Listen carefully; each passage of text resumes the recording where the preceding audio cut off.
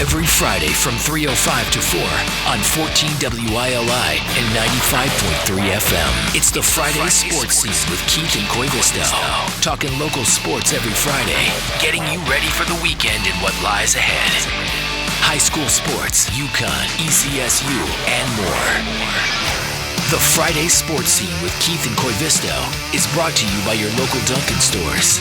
Route 32 South Windham, 1015 Main Street, Willimantic, 1575 West Main Street, and 407 Jackson Street. The Friday Sports Scene. Now, here's Keith C. Rice and Jan Koivisto. Thank you, Mr. Eddie Bishop. Welcome to the March 27th edition of the Dunkin' Friday Sports Scene on 14 WILI, 95.3 FM, and the WILI Radio YouTube channel. Please search and subscribe, WILI Radio. You can eventually watch the show if you're listening to it live. Go back and watch a lot of our great talk shows on the WILI Radio YouTube channel. Here we go. Sorry, I'm basically working on zero sleep. I had Wayne shift, so I apologize in advance if I'm a little all over the place. But it's good to have the coach back, Jan Koivisto. We got Nick Erlinson here. Coach, welcome back. And, hey, great season, man. Yeah, always great to be in here. Yeah, pretty happy with the way the things we did this year. I think if it was a preseason poll, nobody would have had us close to doing what we did. So to win the ECC title, make the state semis, we're just going to be better for it next year. I got a lot of good players back, so already thinking about next year and looking forward to it. Yeah, you said Cam got an award, right? Your top player there? Yeah, Cameron Cross was named All-State. We got the notice today. Well-deserved. Part of All-State, and I think every player knows this, I know Cam knows this, is the team you're on. And the way the team interacts with her, and Coach Clancy might get into this a little bit when we talk to him, but the way the team interacted with her and that we were good. If we won 8 games, she's not All-State. So now she had a lot to do with the wins, but I'm sure she appreciates every teammate she has that helped make that possible for her. Now, update us once again as we put a bow on the Plainfield girls season. How many players are you losing, and what's it look like heading into next year again? I got my 3 leading scorers back. Cam was around 20 a game, and then I got Nevaeh Daly and Bella Britland. They both were around 10. My seniors, I'm losing, didn't score as much, but they were selfless, and they made a lot happen, so we'll miss the seniors. But I do think I got some younger players that will be ready to step in. So in theory and on paper, we should be better next year, but we will also have a tougher schedule. I want us to be prepared for the states. We won 16 regular season games. I'd sign on right now to win 13, but with a tougher schedule and have us more prepared for that state tournament so we can make it even deeper than the semis. What did you tell the girls after the tough Morgan loss in the semis? After I finished crying? No, I didn't cry. I'm not a crier. No, I basically just, I told the seniors how great it was and how special they were to what we did. And you can't let the loss. We got it handed to us by a better team, and that we can't let that loss ruin the season. And I think once they got over that disappointment, by the next day they were like, wow, we accomplished a lot. And again, it was really beyond anyone's expectations. Yeah. No one picked us to win our league, and no one certainly picked us to get to the state semis.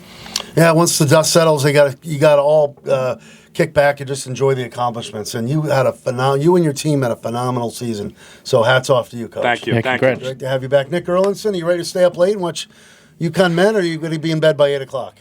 I hope I'm not in bed by 8 o'clock, but yeah, it should be good to watch it. All right, good. We got a lot of basketball ahead of us, and that's what mainly we'll be talking here on the Friday Dunkin' Sports Scene. We know baseball started, but right now it's still all about basketball. High school, believe it or not, of course, Wyndham Tech, congratulations to them. I was down at Mohegan Sun Arena this past weekend for that incredible accomplishment. Luke Gilday and the boys. Wayno had him in here Tuesday morning, and there is a parade in the works. It looks like, I don't know if it's not public information, not public knowledge, but Coach Gilday was saying it looks like it's going to be April 10th. It's not official yet. It may be official, but that's what they're talking about. So more details about that as they become available to us. But yeah, just what a tremendous performance, and what an amazing feeling down there on Saturday to be a part of that. Listen, out of the 10 teams that won state titles, to me, they're the number one accomplishment. A tech school doing that hasn't done it, what you just say, since 67? Well, first state title in school history, but the first tech team to do it. First tech school since 1967. So. Awesome. Great for them. Great for Coach Gilday. And it's, crazy accomplishment, and they should all be extremely, extremely proud. And big thanks to our friend, the AD there, Billy O'Connor, who joined us. It was a big part of, we'll be having him on as we get closer to baseball. He's the athletic director. So thanks to Bill O'Connor and everyone up at Wyndham Tech for helping us out here on the Duncan Friday sports scene and being a part of it. So congratulations to them. As Jan just mentioned, big thanks to Jan for booking this one. We got Coach Kevin Clancy of the Division III state champion Coventry girls basketball team coming up at 3:15. All basketball, wall-to-wall basketball, high school and college. Let's get to the rundown before we talk to Coach Clancy. At 3:15, UConn men and women in the thick of the NCAA Sweet 16 today and tonight. The women are first today in the Fort Worth Regional against North Carolina. Deb Fiske from the radio team, before she jumps on with Bob Joyce here on WILI and does the game. She'll join us live courtside at 3:35 our time to give us a little preview before she calls the game with Bob, 4:30 on WILI. The men play later tonight, so maybe you can get a nap in between games. Some people are lucky enough to do that. UConn men will meet Michigan State a little after 10 tonight, 9:30 pregame on WILI. Duke St. John's, of course, before that one. That's like a mini Final Four right there. It's hard to believe that is like a regional. That Duke St. John's, UConn, Michigan State should be a Final Four. They all complained about it a little bit, too. You heard a lot of the coaches complaining about how stacked that bracket was. Yeah, exactly. And big news that came down last night. This is a tough loss, and Wayno even said it, I quote, in a text message, Wayno said, big loss. UConn assistant Luke Murray is now the head coach at Boston College. He's been at UConn since 2021, part of those back-to-back national titles, and this is his first head coaching position. So Luke Murray off to BC, I would assume, after UConn. He's still going to be with the Huskies through this tournament. He doesn't take off to BC now, right? Football, it seems they jettison him, but no, I think I'm sure that he was all signed off on that he could do that interviewing. So we'll see what happens there. We lose Bill too? Yeah, I was about to say. That means Bill will be a BC fan. I thought of that last night as well. So anyway, we'll see. It was bound to happen. I was telling somebody that this morning. It's amazing it didn't happen sooner. That Hurley lost one of his assistants. So also in the Sweet 16 tonight. In the Midwest Regional semis in Chicago, Alabama takes on the top seed Michigan, and Tennessee meets Iowa State. Last night, Purdue, Arizona, Iowa, and Illinois advanced to the Elite Eight. How are your brackets, guys? Mine's not the best, but it still got 3 teams in it. I lost Florida. I lost Florida, too. Because they gave up and didn't defend on an inbound pass. Wow, I know. Jeez. I thought plus they're the reigning champion, Well, at least they had 5 players on the court for that inbound. Good one. Yeah, what happened there last night, huh? It shouldn't happen, right? Jeez. D1 program, they got 18 coaches on the sideline. They don't make sure 5 guys are in the game. Yeah, I don't know. So somebody had a brain fart there. But anyway, so it'll be Purdue and Arizona in the West Regional Final, Iowa and Illinois, and all Big 10 Elite 8. I told you, this lack of sleep is killing me. UConn men's hockey, heartbreaking loss in the NCAA Sweet 16 in Woodstock yesterday, losing to third-ranked Michigan State. So maybe the men's hoop team can seek revenge tonight. They lose 2-1 yesterday. Huskies finished the season 20-13-5. Eastern Baseball had their 9-game winning streak snapped by third-ranked Salve Regina 3-2. Warriors are now 11-2. They'll play tomorrow against Plymouth State in a doubleheader at Duncan Park in Hartford. ECSU softball split a doubleheader with Trinity yesterday. Eastern is now 7-5. UConn softball is in the middle of a doubleheader with DePaul today in Stores. Also in Stores, UConn baseball kicks off a 3-game series with Xavier. That's their Big East opener. MLB is back. Yankees and Giants kicked off the season on Netflix the other night. Netflix treated it like it was a Super Bowl. Yankees won that game 7-0, and they're back at it at 4:35 today after having the day off yesterday. Red Sox and Mets both opened yesterday. Sox blanked the Reds 3-0 in Cincinnati behind Garrett Crochet. Roman Anthony, big day at the plate, 3 for 4 with a walk. Sox and Reds resume their series tomorrow in Cincy. We're taking that game tomorrow, right, Matt? Red Sox tomorrow? Because there's no UConn tomorrow. So I thought UConn was playing at 12:30. Not tomorrow, because it's a Friday-Sunday thing. Oh. So I don't know. So we'll have Sox Reds 3:10 tomorrow on WILI. Because if the men or women, it'll be a Friday-Sunday thing. Let me double check. All right. Let's see, because I don't think there's any other games. UConn hockey is out now. So, Mets won their opener in Queens, 11-7 over Paul Skeens and the Pirates. Paul Skeens left. He couldn't even get through the first inning, so that was kind of wild. Of course, he didn't have the greatest defense behind him. Celtics host Atlanta tonight in the NBA. Knicks lost to Charlotte. Charlotte, boy, Jan, you're right. Charlotte's been a pain in the neck. Crazy how well they're playing. What's going on? They're excited. They haven't made the playoffs, in 8 years, and their last playoff win was, series win was 2000s or something. Until I heard Keith and Friends Quick Picks, which is, that's why I said, Jan, you're right. That's Jan's pick this week in Charlotte over the Celtics. I didn't realize since January 2nd that they're 26-11. Where'd you find that one? Might be the best record in basketball. Look out for the Hornets. Record in basketball. I wonder if they'll, I haven't seen the record. You think they could sneak into the playoffs? They should I think they're in the play-in now, so I'm pretty sure they'll be in that. And they'll probably lose in the first round, but still, maybe it helps them build. I've been watching closely between Pistons, Knicks, and Celtics. It's Pistons, Celtics, Knicks. I think the Celtics should lock up the two. Yeah. You never know. They could pull out the top seed. I don't think so. Cunningham's down, though. I know, but there's, 10 games left? They're 4 behind still. It'd be pretty tough. Yeah, I know. And, what, are you going to say something, Matt? Oh. We are taking the Red Sox 3-10. All right, so Pre-game, if men or women, it's a Friday, Sunday thing with the NCAA. So, Red Sox, Reds, 3:10 tomorrow on WILI. Big thanks to our local Dunkin' stores. I'm rocking the Dunkin' Latte today. What do you guys got? What's that refresher? I got a mango protein refresher. Okay, and Jan's going with the black, right? It's same thing. Yep, same thing. It is Dunkin', but it's always the same. Oh, I get the Dunkin' Black in the morning. Yeah. All right. Don't forget the $5 meal deal at your local Dunkin' stores. Caramel chocolate protein latte. I had that the other day. Fantastic. Let's see. The protein latte with sugar-free vanilla, brown sugar almond protein macchiato. A lot of good stuff. The Friday Sports Scene runs on Dunkin'. Again, Route 32 South Wyndham, 1015 Main Street, Willimantic, 407 Jackson Street, Willimantic, and 1575 West Main Street, Willimantic. We're going to get ready to talk to Coach Kevin Clancy. Do we have him? No, not yet. Oh, okay. I wasn't sure when you wanted to do it. Again, good job to the coach, Jan Koivisto, for booking this one.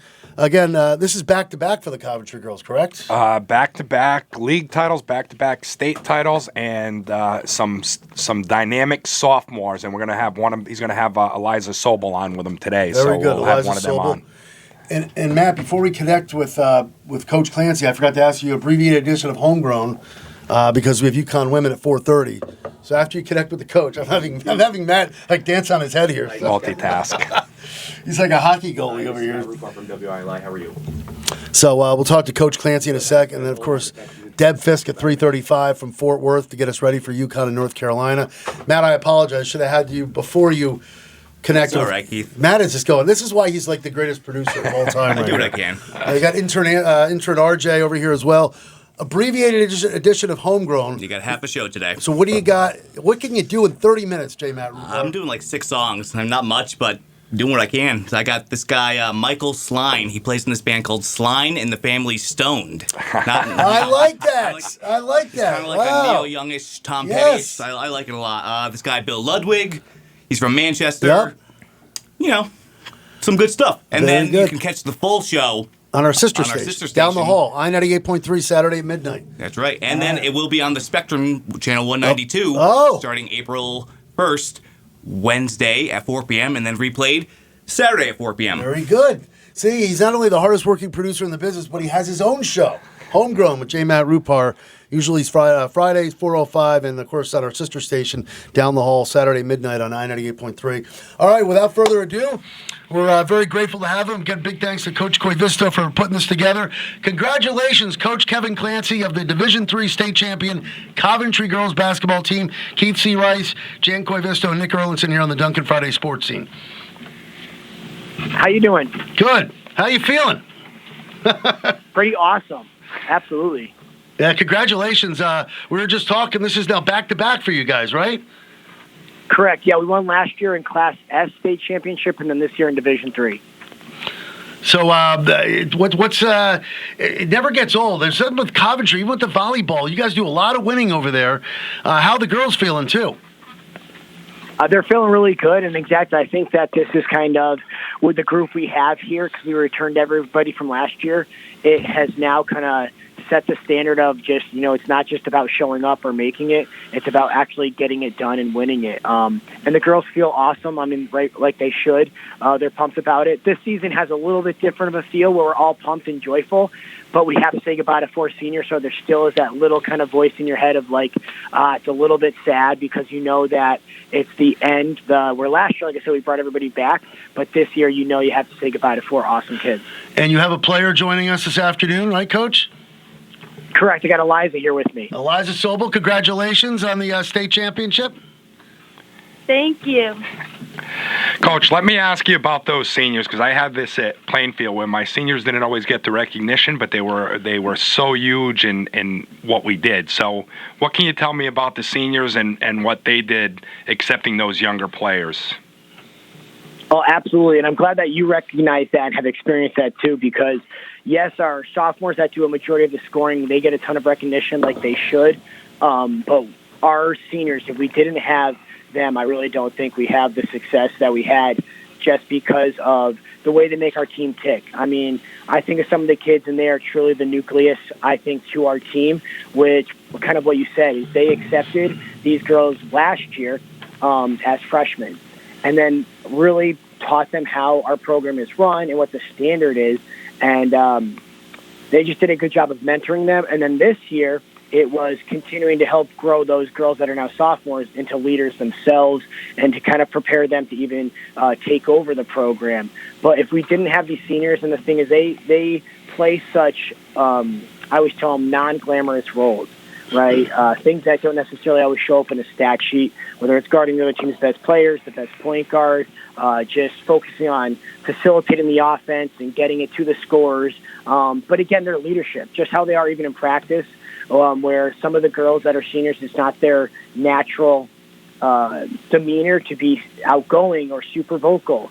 But they rose to that occasion where we needed them in practice to bring the energy, and they really would, be cheering people on and speak up when needed. And they grew there. And I think that is a huge reason as to our success. Like I said, I don't think we do it if we don't have this sophomore class and last year when they were freshmen, but we also don't do it if we didn't have this group of juniors last year and seniors this year. Awesome. Can I ask Eliza a quick question? So, Absolutely. Eliza, I know as a freshman you had a pretty big moment in a game you didn't play much where you hit a couple of big free throws in a game. I think it was against Suffield in the playoffs. But what is your moment this year that you like to look back on the most fondest? I think my favorite moment from this season is the state championship because it feels good to be back there, and it's so nice because it's like we had already been there, and it's kind of you could say a home, and it was cool to see especially the seniors do it again because we're all so close, and I care a lot about them, and I'm glad that we could do it for them and for them to leave with a win in the state championship. Eliza, is it, you mentioned being back in the state championship. It's kind of turning out to be like the Coventry Invitational. And that's something to be proud of. But you must have been, go back to last year's state championship compared to this year. Were the Butterflies really moving around there in the last year as compared to this year? You felt a little more comfortable? Yeah, I definitely think this year we felt a lot more comfortable, especially shooting-wise. The gym felt like normal to us. Because already been there, going to the locker room, walking out. Walking out still felt cool, walking into that huge, arena, seeing all the fans. But it definitely felt different from last year. Last year was a lot of butterflies, but this year we felt very calm and collected. Hey, Coach, I got a question. Now that you've won 2 straight titles, are you already planning towards your three-peat and building the Coventry dynasty, or are you just embracing the victory right now?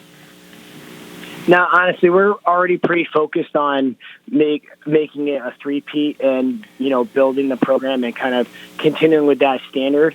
And a big part of that is, there's this ecstasy and excitement from winning, but then you wake up the following day and you're kind of like, oh, shoot, it's over with, right? And you have, like I said, you have this joy and you're sharing it and people are celebrating you and congratulating you, but you still have this, sadness or sting of, it's over with, and then also, like I said, you're losing half your varsity team. So I think one thing that's healing and with all of that, it's jumping right into off-season stuff and making sure that the girls are set and ready to go with what they're doing and getting them set up with programs and different things, whether it's the weight room, playing AAU, summer leagues, different things like that.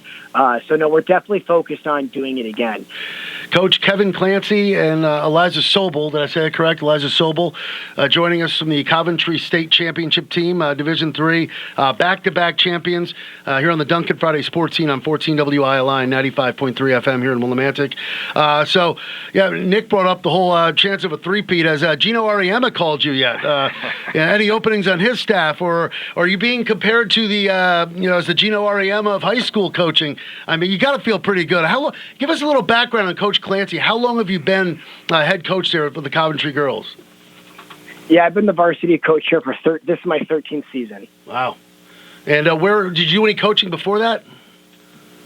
Yeah, so I mean, pretty soon right when I got kind of into college, I don't know if it was my sophomore, junior year, I started coaching JV girls basketball and boys JV soccer. And I mean, I actually think too, before that, I might have started like in rec basketball or something. But that's honestly when I kind of fell in love with coaching and really pushed and enjoyed it. And I've coached girls and I've coached boys, and I will take coaching girls any day of the week. And so I stuck with the girls basketball, and that's paid off. And the only person that is comparing me to Gino or Dan Hurley is myself in my head.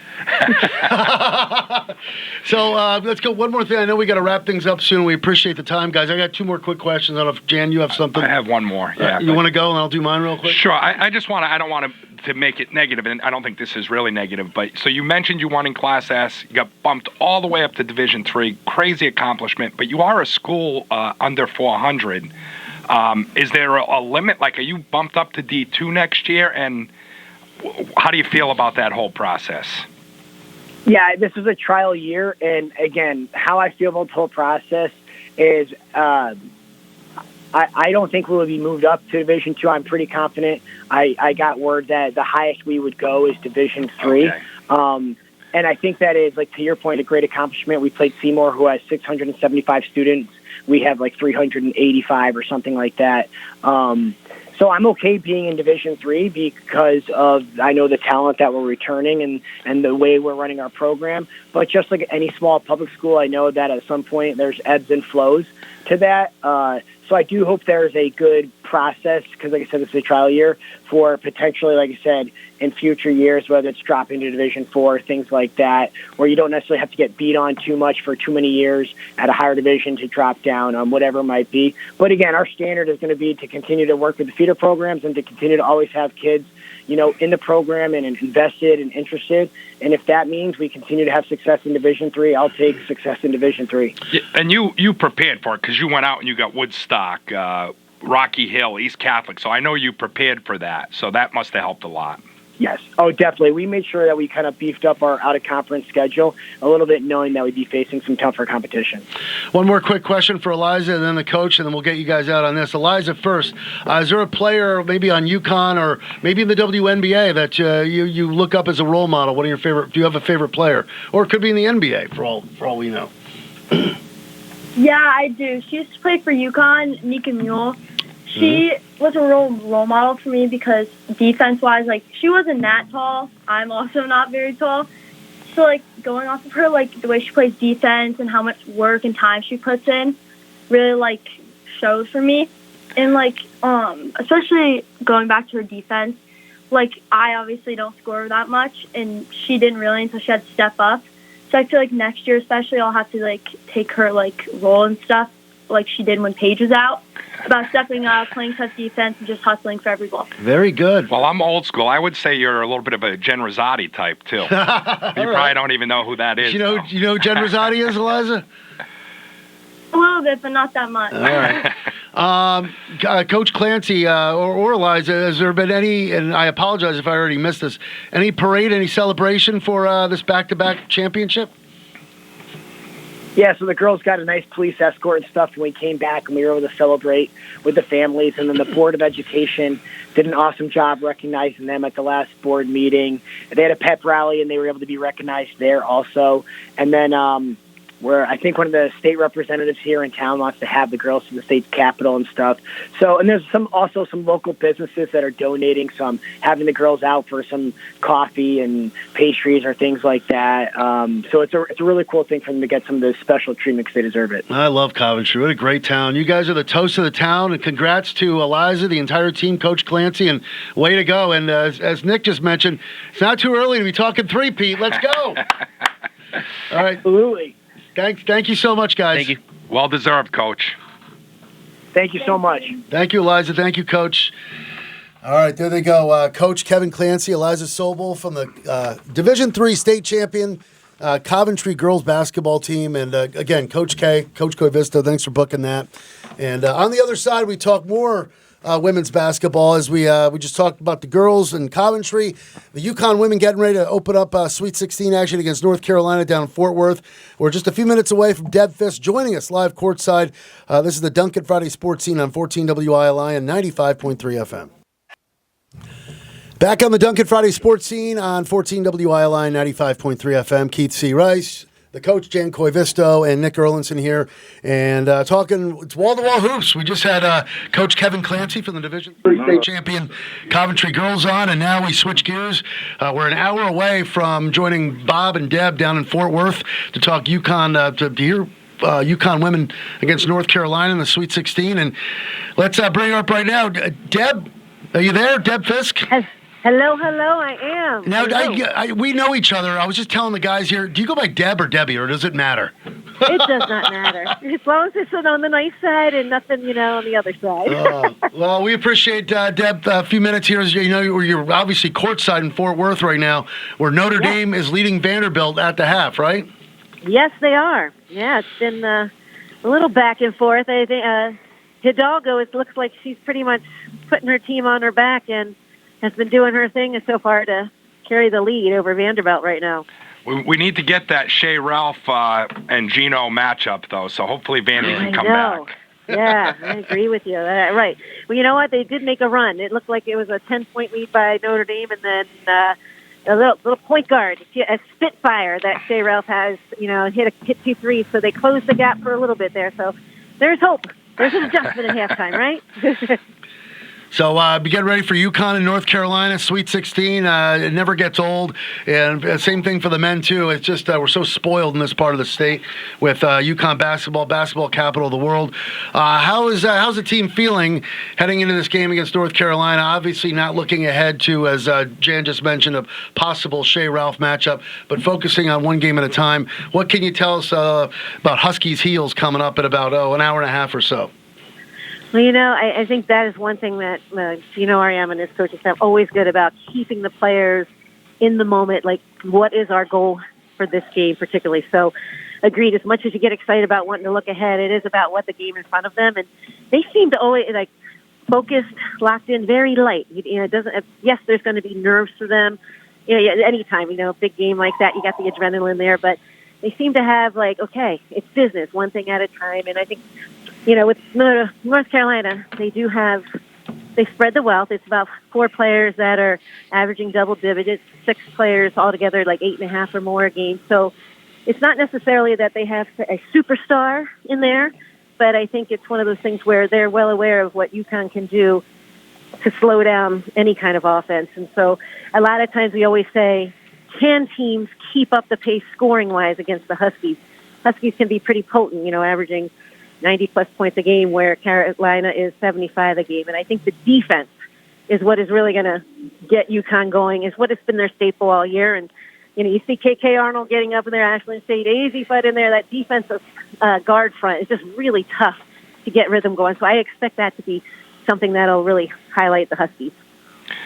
North Carolina ended the season with a pretty dominant win over Duke, but then they lost in the tournament. Is there anything they can do to keep it close and to have a shot tonight? It's March Madness. Yeah. So you don't want to take anything for granted, right? I think if everything's in alignment and the Huskies can't hit the broadside of the barn, and they shoot really well, but there's just so many facets of the Huskies this year that you have to believe. You just feel like many teams can get it. Stick with them in that first half, and maybe the Huskies don't find it, but it's just hard for teams to play 40 minutes against the Huskies. They'd be that locked in to have everything going the way. So what can they do? It's one that I think North Carolina has that mindset, hearing them in the press conferences and, the different little pressers.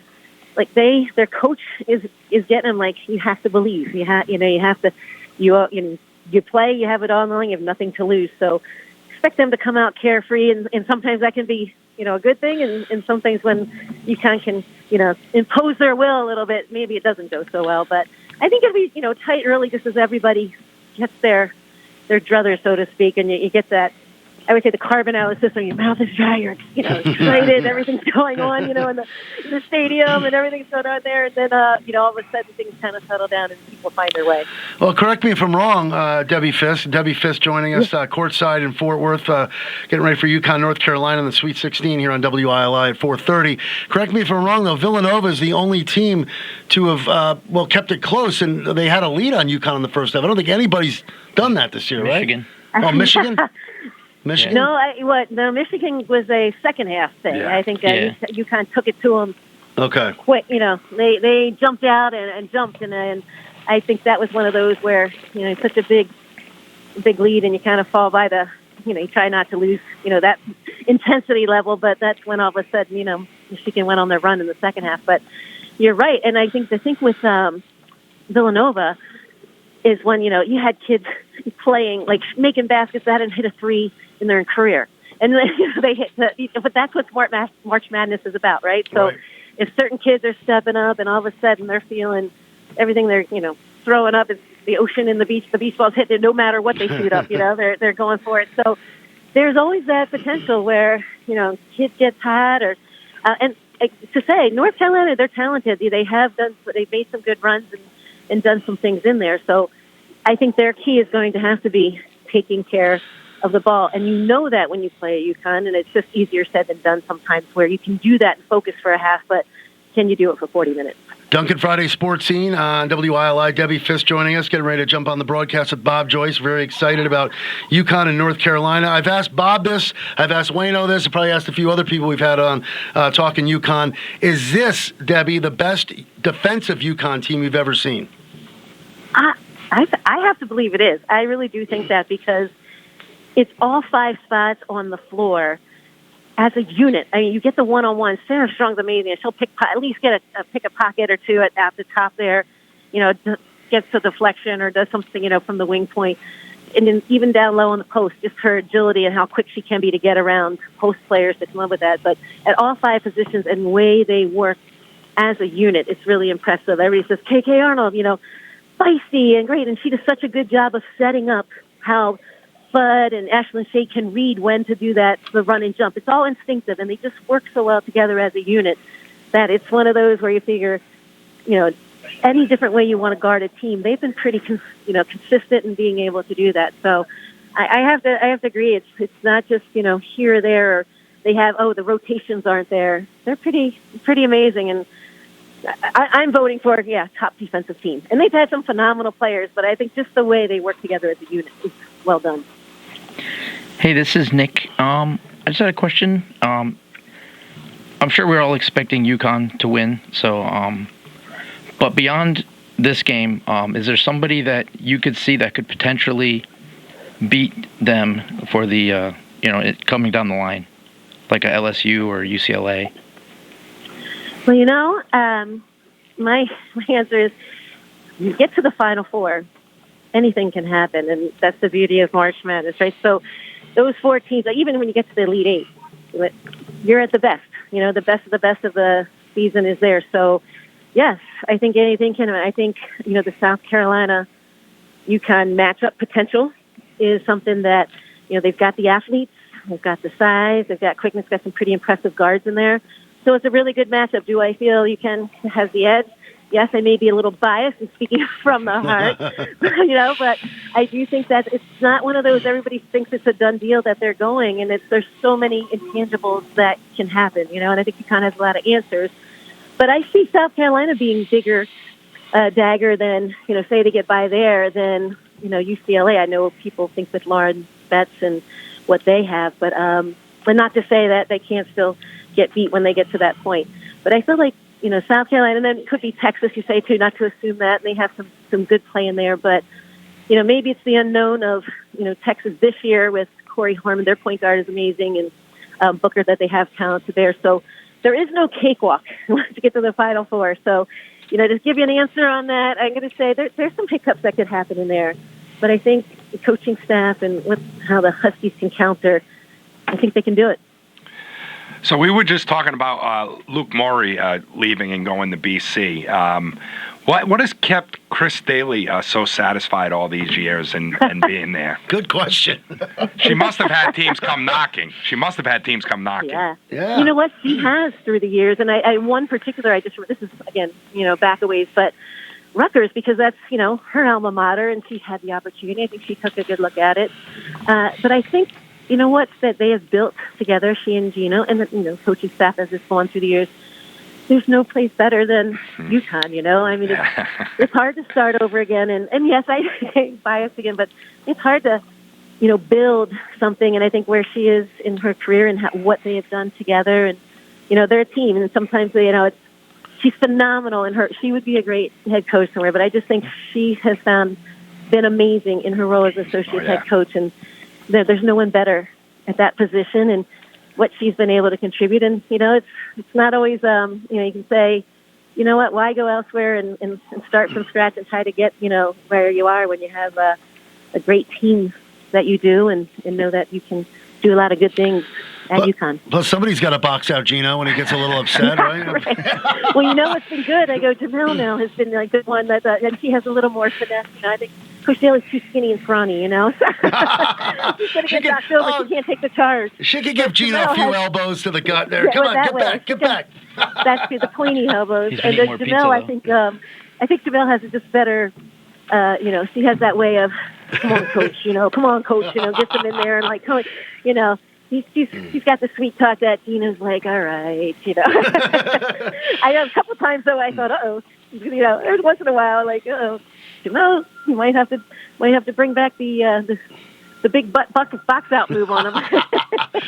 Not to look ahead because we're focused on North Carolina and the NCAA tournament. I get it, but you gotta when the riches continue to get richer. What do you know about this Olivia? Hopefully, I'll say it right. Olivia Vukosa coming from Christ the King. Holy man, the rich get richer. Unbelievable.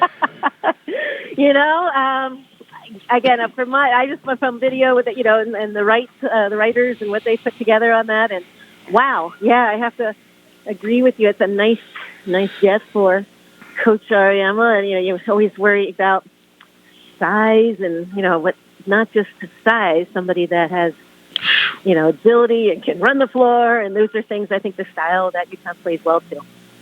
And another question I had is here, back to this team. Were you surprised that they'd be this? We knew they'd be really good, but with the loss of Paige, you thought that, okay, there might be maybe one loss or two, but this team has just steamrolled over everyone. With the loss of Paige, did you think they'd be this good?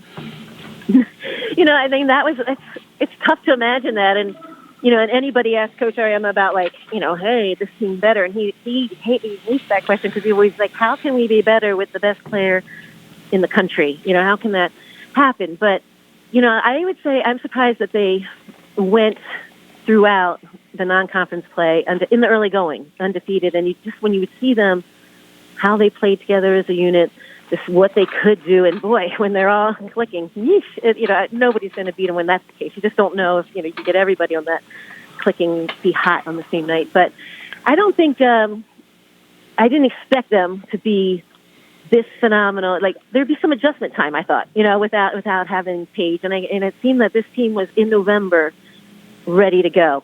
And that scared me a little bit because sometimes, it's all about the right time. You want to be getting to be the best team there is when you're hitting February, March. So you're ready for that, March Madness. But so you thought maybe a little bit of that, but this team is hungry. They seem to really click with each other on and off the court. And I think the coaching staff just knowing how to keep them hungry and being able to push, a lot of question of how to do that with, the Big East when they're blowing everybody out. And my answer is they blow out ACC teams that way. They blow out Big Ten teams that way. So you just saw that with Syracuse, and I think people think, Syracuse wasn't good because, the record states differently in what they were able to do. So it's just something about the magic this team, I think, when they get all together, and the fact that, which has been nice, deeper.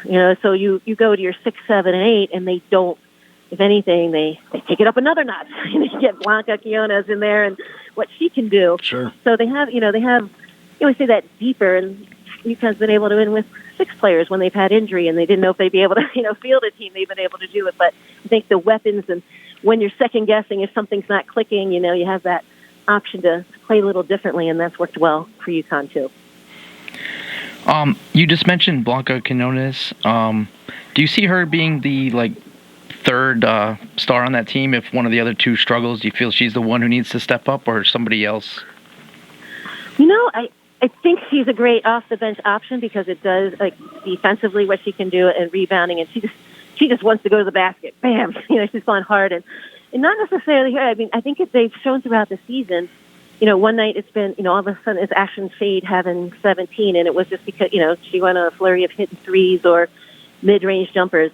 It's been KK Arnold just because she's dictated the whole thing from how she's played defensively on the top from the point guard position. I think one night she had 17, but sometimes she can dictate the game even without scoring a point. And then you mentioned Heckle and just playing her role. So I think just, she sprinkles in 7 points here. Blanca definitely has that ability to be that third scorer, but I think it's by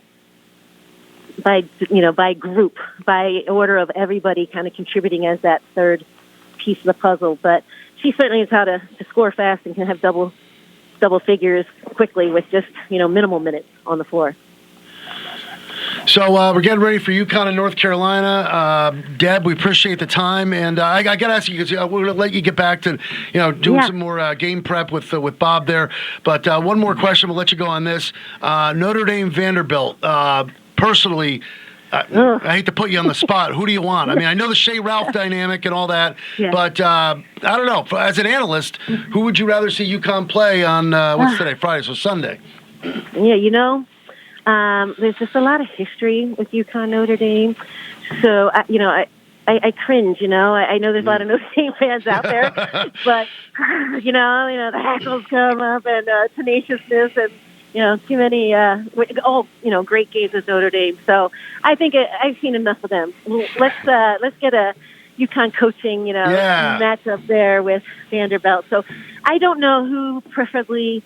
I'm sure, they would, love to have, Shea be successful and get to that round. So I'm thinking maybe that's who they would prefer, and I don't know what they look at it wise, basketball wise, who's the smartest to go. But I've seen too much of Notre Dame heroics when it shouldn't be there. So I think I want a Vanderbilt matchup. Yeah, we hear you on that. That's me personally. That's me personally. I need the more Notre Dame games just because the better for me.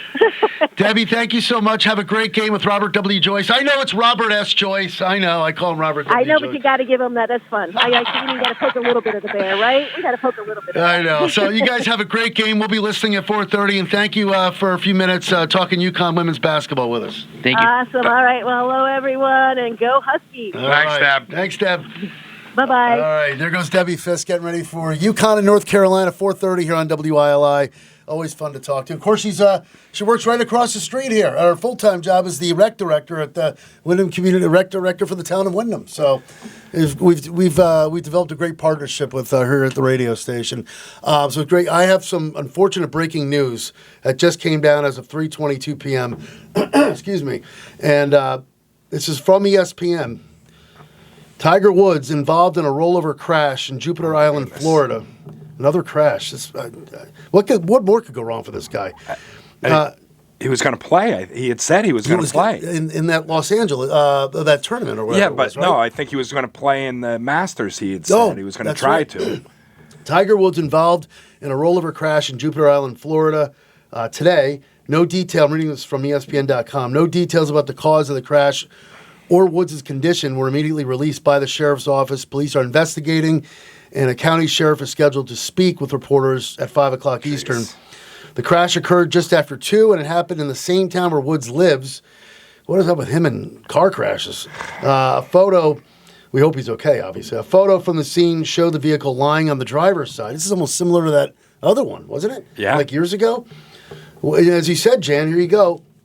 Woods has been working towards a return to competitive golf after rupturing an Achilles back in March of 2025, this time last year, and undergoing October back surgery. Everything's going wrong for this guy.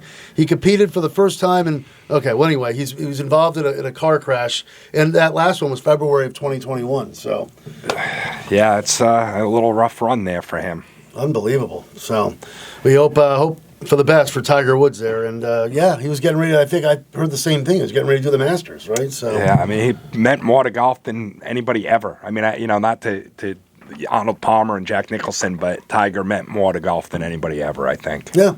And it's a shame that, excuse me, when he was in his prime, that we never really saw. I think everyone thought he was going to break Nicklaus's. What was it? The major record, right? Yeah. I was thinking it was pretty close to breaking. What did he come up, like 3 short? What was it again? Where is he? Yeah, I mean, he kind of ruined his whole own career at that point a little the marital, bit, right? All the personal issues he dealt with in like 2009 and all that with his wife. And yeah, because I think he probably would have if he didn't have all that nonsense going on. It's been so long. I can't remember how close he was to Nicklaus. I think it was 2 or 3 majors or something like that. I can look it up after. But back to basketball. Notre Dame leads Vandy now in the third, 43-36. Do you guys agree with that, Debbie? It'd be fun to see a Shea Ralph matchup, right? Yeah, I think so. I think Gino would agree that if anybody's going to win besides him, I think he would want it to be Vandy. Yeah, just to see his old, student. Yeah, student against protege. Yeah, she's done so great there. The women's tournament has been really formed. I think 13 of the 16 seeds were. 13 of the teams left were just the higher seed, and then you got 6 Notre Dame, 5. In Kentucky, and then a 10 in Virginia. So it's really been to form. So more chalk in the men's than the women's this year, I would think, right? No, the men's have 12 of the 16 higher seeds. Right, more chalk. But more chalk in the women's. Oh, the women's. Yeah. More chalk in the women's by not much. Men's been pretty chalky too. Yeah. I don't know if that's the NIL. Some people have kind of said it is that some of these teams are just paying more, and the better teams are gonna. The men's is kind of starting to be a little bit more to form, but. We'll see. It's not as fun. It's not as fun when all the higher seeds win, Yeah. We have a few minutes left. Any takeaways from? I was doing the Trolley Pub trivia thing last night. We had the games on, and there was a wild ending there with the Purdue. Yeah. The Purdue game. Any takeaways, either of you guys, from last night's games? It was just. How about you got a Big Ten Elite Eight with Iowa and Illinois? I'm a little surprised Illinois went into Houston. They won that game at the Toyota Center where the Rockets play. The University of Houston lost in their hometown, and now taking nothing away from Illinois. So you got a Big Eight Elite Eight. I'm sorry, I keep saying that. A Big Ten Elite Eight on Saturday. And Purdue's there, so you got three Big Ten teams, and Michigan State playing tonight. So a lot of Big Ten has been the conference. It seems indisputable at this point, right? We should talk about in the last few minutes here? Yeah, you're right. The Big Ten has just been dominant. Let's talk about the UConn men in the last couple minutes here. What do you guys think? Jan, you told us earlier you think they're going down tonight? I think they're going to lose. I had told Wayno that Caravan having his best back-to-back games of the year, it gives me a little bit of hope. But Michigan State, it seems like they've played them a few times. It's always a battle. It's a toss-up. I think they're going to lose, but I think they're going to lose a close one. So, hopefully I'm wrong. What do you think about tonight, Mr. Erlinson? I think Michigan State wins. I haven't been too impressed with Solo lately. Like he's been really off. Like he couldn't hit the ocean from a boat. What's going on with Solo Ball now? It could be his wrist. He's had wrist problems all year. But I think that's going to hurt them. I think you're right. I think to Jan's point, Michigan State is they played in an exhibition game in Hartford earlier this year. You can't take anything away from an exhibition game, but you guys are both thinking they're going down. I should just, for the heck of it, go the opposite way. I'll say this. I say they squeeze it out. Caravan was unbelievable, by the way, last Sunday night. Yes. Caravan didn't want his career to end, and it showed. You got to talk about the UCLA game the other night. Caravan was amazing. And Nick brings up a good point. Solo Ball's been all over the place. I just think Michigan State's a little deeper. I think they're a little better. And just to have some fun. I think they squeeze it out tonight, but I think they go down in the Elite Eight, St. John's or Duke. Who do you guys like in that real quick before we close up shop here? Well, St. John's or Duke? Duke's had injury. I picked St. John's to win it all in one of my polls. Oh, I have St. John's in the Final Four. Yeah, I think St. John's. I have Duke. You have Duke, okay, and I have St. John's. So, I think if UConn meets St. John's again, I'd love to see UConn win, but I think Patino's got their number. I have St. John's in the Final Four. I hope I'm wrong, but enjoy all the basketball. UConn women 4:30, UConn men 9:30. Thank you to Jan Koivisto, Nick Erlinson, J. Matt Rupar, intern RJ. Enjoy all the basketball. Have a great weekend. Don't forget you can watch us on the WILI Radio YouTube channel down the road, and have a good weekend. It's the Duncan Friday Sports Scene on 14 WILI Willimantic and 95.3 FM.